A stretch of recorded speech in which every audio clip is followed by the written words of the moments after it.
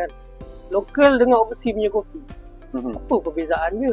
Bukan sama juga. Kalau kopi kan kita tengok base dia biji kopi.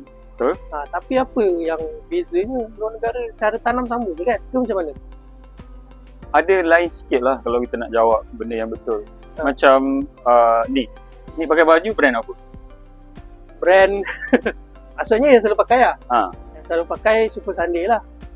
Itu local ke overseas? Local.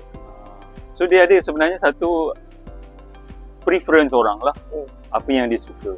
Cumanya yang kadang-kadang apa perbezaan local dan overseas. Overseas ni dia attune untuk international punya taste. So semua orang boleh minum.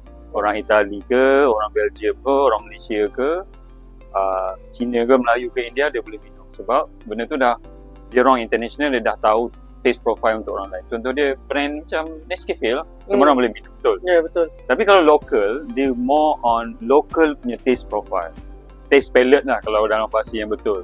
So lidah tu dia untuk orang local. Macam kalau kita pergi kedai kopi tiam kan, setengah orang muda tak boleh minum tau. Sebab dia alamak rasa macam terlampau pekat dan terlampau banyak. Kalau kopi tiam ni dia kopi campur benda-benda lain lah. Salah satu adalah dia ada margarin ataupun mentega dia. So setengah orang muda dia tak boleh minum. Dia tangkap kepala kalau dia. So itu beza dia antara international dan local. Local memang attune untuk local punya ni. International memang dia dah cover satu dunia.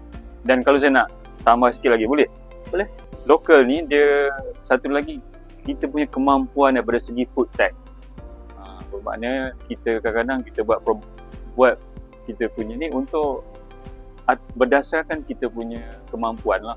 Kita punya research, macam dia orang yang international ni dia modal dia tebal.